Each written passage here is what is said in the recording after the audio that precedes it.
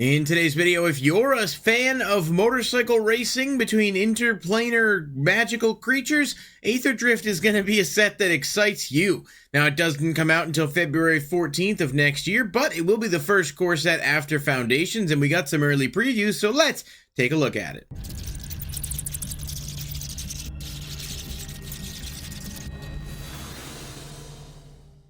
What's going on, everybody? Thank you so much for being here. I do appreciate each and every one of you guys taking the time to watch these videos. As always, if you enjoy the video, please hit the like button and subscribe, and then click that bell icon if you want to be notified when new videos are posted.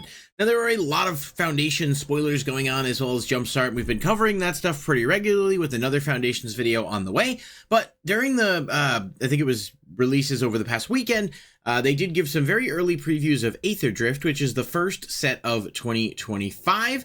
That comes out in February, which means we'll actually have a nice 3-month window between Foundations and Aetherdrift, which is good. We get a bit of a chance to breathe if you're a standard player. Obviously, we do have Innistrad Remastered releasing in January, but that's a reprint set, so there's not going to be any new cards. It's just, you know, pretty cool reprints and, you know, again, another topic for another video. But Aetherdrift so far has 3 cards revealed, 2 of which I think are very strong, one of which is kind of uninspiring but not bad. And then we also got a preview, but there's no text or anything, for the Aether Spark. So we'll start there with this one because there's not a ton to say, but this is going to be the first time ever that there is a Planeswalker equipment.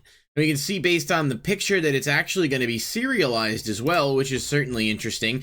I'm guessing that there will be regular versions, obviously, but it is a legendary artifact Planeswalker equipment, and the artwork looks insane on the version that they showed. I know nothing else about it, but we can all speculate about what that means, because a Planeswalker equipment is something that's obviously never been done.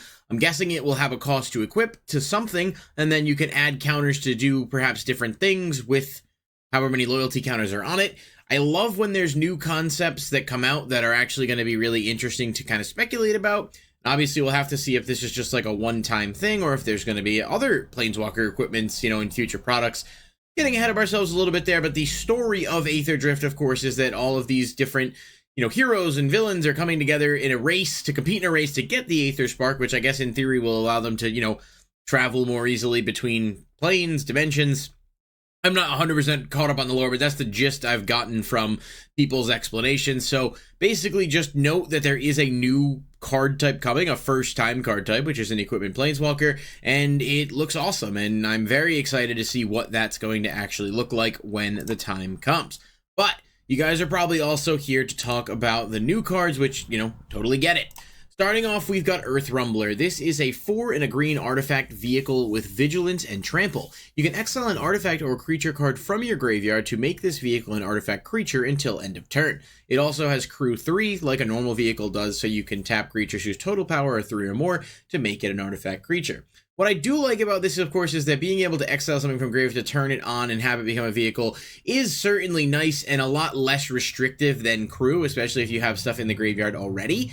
It's a 7/6 with Vigilance and Trample, so in theory, if it attacks on your turn as a creature and then you can crew it or exile something else on your opponent's turn to activate it as a blocker, it can go from, like, you know, being a creature and then turn itself off so it's maybe protected from stuff and then turn it back on when you need it. The 5 mana is a little steep, I think, but it is a 7/6. It's, you know, I guess there's obviously going to be some wait and see approach to this to see what else is in the set in terms of vehicles. We know it's a vehicle heavy set. There are definitely going to be a lot of them given the nature of the story and the racing theme and all of that. So hopefully this will give us some powerful vehicles that maybe actually make other vehicles a bit more playable. On that note, though, we'll have to wait and see. So I think Earth Rumbler as a whole is cool. It's not terrible, but it's not exactly like, it's not one of those cards you see in the previews and you're like, oh, sweet. Like, you know, obviously there's going to be some cards that are just a little bit lesser. Now, Daretti Rocketeer Engineer is 4 and 1 red legendary creature, Goblin Artificer. What are you guys familiar with Daretti? Of course, he's been a commander as well as other, you know, variants of Daretti in different cards, but I think this might be, I don't know if it's his only, like, non-Planeswalker version, but I think it might be. I think it's his first, like, desparked version here. Daretti's power is equal to the greatest mana value among artifacts you control. Whenever Daretti enters or attacks, choose target artifact card in your graveyard. You may sacrifice an artifact. If you do, return the chosen card to the battlefield. So obviously, pretty cool here. Being able to get back any artifact is great, and the fact that you can sacrifice like a token to bring it back is awesome. It doesn't bring it out tapped either, so there's a lot to like about this card. Obviously, it activates on entering, so that's nice to have like that trigger, and then in theory, if you have like Swiftfoot Boots or Lightning Greaves or what have you, you know, more so from like a commander standpoint, you can kind of get multiple uses of his effect on the first turn he comes out. I like a lot about what it brings to the table. I think it's going to be really solid for some artifact decks, even if you do have to build around it a little, but maybe getting out some stronger artifacts from the grave by sacrificing a lower one, or even, you know, with a card, some of the artifacts like Ichor Wellspring that will trigger when it's put into a graveyard. You play that, you draw, you sack it to bring something else back, and you have a resource engine kind of working well. Even with that, cards like Scrap Trawler are all pretty good examples of things that I think will have some good interactions with this card. And finally, Glassgear Hulk. The artwork on this is just amazing. And I don't know what plane this is supposed to be on. Obviously, I'm getting Kaladesh vibes, but I don't know if we know the actual plane that Aetherdrift is taking place on just yet, or if it's going to be multiple planes, or maybe between planes. Not sure. This is 2 green and 2 white artifact creature Construct. It has first strike and trample. When it enters, you may search your library for up to 2 artifact, creature, and or enchantment cards with mana value 1 or less. Reveal them, put them into your hand, then shuffle. Now, in Standard, there's definitely going to be some targets for this, although, you know, I don't know how many.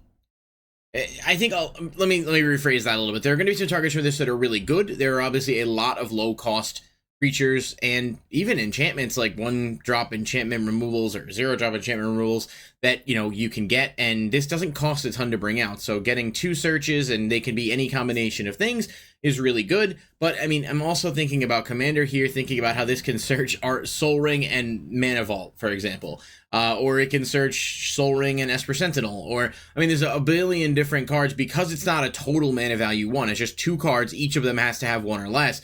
You have a ton of things you can get with this, and it's pretty cheap in terms of the mana investment. I know it's specific mana, so obviously it's less generically playable, but I think that might be good too, to have that balancing factor. I haven't sat down to like look at the card pool of things this can search yet, but I'm sure there are tons of different things, and people have probably already started to cook up some combos because it's been a couple of days. But make no mistake about it, this card is definitely really good and is going to have a place, I think, kind of wherever people want it to work, because a card that can tutor so many things, just pretty good in general. So I'm excited about that one. I think it's a really interesting card, and it's a mythic, so obviously not a legendary though, which is interesting to note. If there's ways to like make copies of it and stuff, you can get a pretty good resource engine going, and first strike and trample is always nice too. So this is just a bit of an early preview for Aetherdrift. I suspect that we'll get a lot more on this set in like January, so of 2025, maybe something in December. I don't know exactly where this will line up, but when we know more, I'll make a video breaking down the sets as I have been with, you know, different rarities, all of that. Maybe we'll get some more info on the equipment. For now, this is what we're working with, so let me know what you guys think. Just these very early looks. Are you anticipating Aetherdrift? Is it one that you're looking forward to? And out of these cards, which one do you think is best? Let me know in the comment section down below, and I'll catch you in the next one. Peace.